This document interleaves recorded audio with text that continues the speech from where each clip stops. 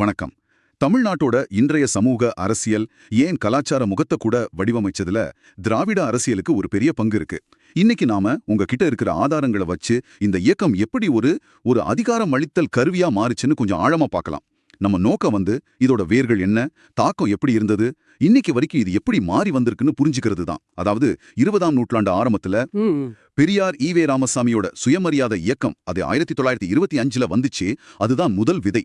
அப்புறம் CN அண்ணாதுரை திமுக ஆரம்பிச்சது 1949ல. அப்புறம் எம்ஜிஆர் அதிமுக ஆரம்பிச்சது 72ல.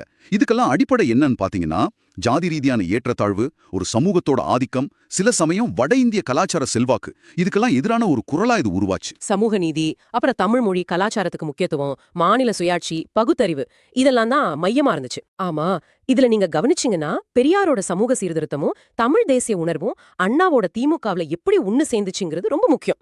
அப்புறம் பாருங்க, 1967ல திமுக ஆட்சிக்கு வந்தது.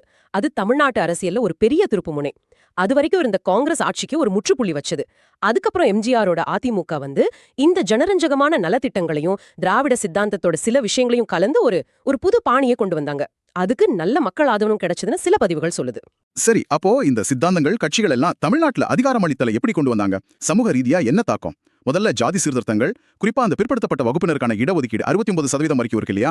ஆமா ஆமா. அது கல்வி, அரசு வேலை வாய்ப்புல ஒரு பெரிய மாற்றத்தையே கொண்டு வந்திருக்குன்னு உங்க தரவுகள் சொல்லுது. நிச்சயமா, அது ஒரு முக்கியமான படி. அது மட்டும் இல்லாம சுயமரியாதை திருமணத்துக்கு சட்ட அங்கீகாரம், உள்ளாட்சியில பெண்களுக்கு 33% இடஒதுக்கீடு, இதெல்லாம் கூட பாலின சமத்துவத்துக்கு உதவி இருக்கு.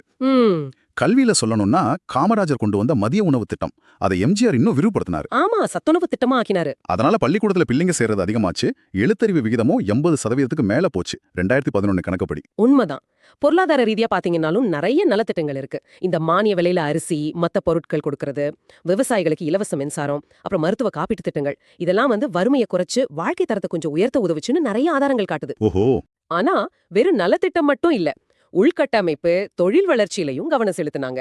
அதனாலதான் பாருங்க, இன்னைக்கு தமிழ்நாடு வாகனம், IT, ஜவுளின்னு பல துறைகள்ல இந்தியாவிலே ஒரு முன்னணி மாநிலமா இருக்கு. சரி சரி. கிராமப்புற மேம்பாட்டுக்கும் அண்ணா மறுமலர்ச்சி திட்டம் மாதிரியான முயற்சிகளும் நடந்துச்சு. கலாச்சார ரீதியா எப்படி பாக்குறீங்க? தமிழ் மொழி கலாச்சார பாதுகாப்புல தீவிரமா இருந்த மாதிரி தெரியுது. ஆமா, அது ரொம்ப முக்கியம். 1965ல நடந்த இந்திய எதிர்ப்பு போராட்டங்கள் ஒரு பெரிய உதாரணம். அதுக்கப்புறம் 2004ல தமிழுக்கு செம்மொழி அங்கீகாரம் வாங்கினது, இதெல்லாம் அதோட தொடர்ச்சி தான். அப்புறம் சினிமா, எம்ஜிஆர், ஜெயலலிதா மாதிரி தலைவர்கள் சினிமாவே ஒரு கருவியா பயன்படுத்தினாங்க இல்லையா? திராவிட கருத்துக்களை பரப்ப. அரசியல் அதிகாரத்தை பத்தி பேசணும்னா மாநில உரிமைகளுக்காக ரொம்ப வலுவா குரல் கொடுத்தாங்க. ஆரம்பத்துல திராவிட நாடுன்னு தனிநாட்டு கோரிக்கை இருந்தாலும் கூட போக போக அது இந்தியாவுக்குள்ளேயே மாநிலங்களுக்கு அதிக அதிகாரம் வேணுங்கிற கோரிக்கையா மாறுச்சு. இது தேசிய அரசியல்ல தமிழகத்தோட முக்கியத்துவத்தை அதிகமாக்கிச்சுன்னு சொல்லலாமா? நிச்சயமா. அது மட்டும் இல்ல, அது வரைக்கும் அரசியல்ல பெருசா பங்கெடுக்காம இருந்த பிராமணர் அல்லாத சாதிகள், கிராமப்புற மக்கள், இவங்களெல்லாம் அரசியலுக்குள்ள கொண்டு வந்தாங்க. இதனால அரசியல் பங்கேற்பு பரவலாச்சு. ஒரு குறிப்பிட்ட சமூகத்தோட ஆதிக்கம் குறைஞ்சதுன்னு சொல்லலாம். சரி, இவ்ளோ நன்மைகள் தாக்கங்கள் பத்தி பேசுறோம். ஆனா விமர்சனங்களும் இருக்குமே. உங்க ஆதாரங்கள்ல அதை பத்தியும் இருக்கும். குறிப்பா அந்த வாரிசு அரசியல் பத்தி அடிக்கடி பேசுறாங்களே. திமுகவுல கருணாநிதிக்கு அப்புறம் ஸ்டாலின், ADMKல ஜெயலலிதாவோட மரபு, இதெல்லாம் உண்மைதான். அப்புறம் இந்த இலவச திட்டங்களால மாநிலத்துக்கு கடன் சுமை ஏறுதுன்னு சொல்றாங்க. பிராமணர் அல்லாத சாதிகளுக்குள்ளேயே கூட சில சமயம் அதிகார போட்டி வருது, சித்தாந்தம் கொஞ்சம் நீர்த்து போகுதுன்னு சில விமர்சனங்கள் இருக்கு. இதை எப்படி பாக்குறீங்க?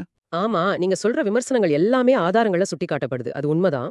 சில சமயங்கள்ல தேர்தல் வெற்றிக்காக சித்தாந்தத்துல கொஞ்சம் சமரசம் செஞ்சுக்கிறாங்கன்னோ, தேசிய கட்சிகளான காங்கிரஸ் இல்ல பாஜக கூட தேவைக்கேத்த மாதிரி கூட்டணி வச்சுக்கிறாங்கன்னு வாதங்கள் இருக்கு. இப்போதைக்கு 2025 நிலவரப்படி MK ஸ்டாலின் தலைமையில திமுக ஆட்சி நடக்குது. ஒரு பக்கம் பார்த்தா தமிழ்நாட்டோட மனித வளர்ச்சி குறியீடு HDI, அதாவது கல்வி, சுகாதாரம், வாழ்க்கை தரம், இதுலெல்லாம் தமிழ்நாடு நல்லா இருக்கு. பொருளாதாரம் வலுவா இருக்கு. இது திராவிட கொள்கைகளோட நீண்டகால நேர்மறை தாக்கத்தை காட்டுது. ஆனா மறுபக்கம் வேலையில்லா திண்டாட்டம், சுற்றுச்சூழல் பிரச்சனைகள், அப்புறம் பாஜக மாதிரி தேசிய கட்சிகளோட போட்டி, இதெல்லாம் புது சவால்களா இருக்குங்கிறது உண்மைதான். அப்போ மொத்தத்துல பார்க்கும்போது திராவிட அரசியல்ங்கிறது சமூக நீதி, பொருளாதார முன்னேற்றம், கலாச்சார அடையாளம், இதுக்கெல்லாம் முக்கியத்துவம் கொடுத்து தமிழ்நாட்டோட அதிகாரம் அளித்தலுக்கு ஒரு தனித்துவமான அடித்தளத்தை போட்டிருக்குன்னு தெரியுது. சவால்கள் இருந்தாலும் அதோட தாக்கம் இன்னைக்கு ரொம்ப வலுவா இருக்கு. ஆமா, இங்க நாம ஒரு முக்கியமான கேள்வியை எழுப்பலாம். அதாவது நீங்க யோசிச்சு பாருங்க, ஒரு பக்கம் இந்த ஜனரஞ்சக நலத்திட்டங்கள், இது தேவைதான். இன்னொரு பக்கம் நீடித்த தொழில் வளர்ச்சி, இது ரெண்டுக்கும் நடுவில் எப்படி ஒரு சமநிலையை கொண்டு வர்றது? வாரிசு அரசியல் மாதிரி தொடர்ந்து வர சவால்களை எப்படி எதிர்கொள்றது? தேசிய கட்சிகளோட செல்வாக்கு அதிகமாயிட்டு வர இந்த நேரத்துல திராவிட சித்தாந்தம் அடுத்த 10 ஆண்டுகள்ல தமிழ்நாட்டோட வளர்ச்சிக்கும் அதிகாரம் அளித்தலுக்கும் தொடர்ந்து முக்கியமா இருக்கணும்னா அது எப்படி தன்னை மாத்திக்கணும், இல்ல என்ன புது வடிவங்களை எடுக்கணும்? இது நீங்க எல்லாரும் சிந்திச்சு பார்க்க வேண்டிய ஒரு விஷயம்.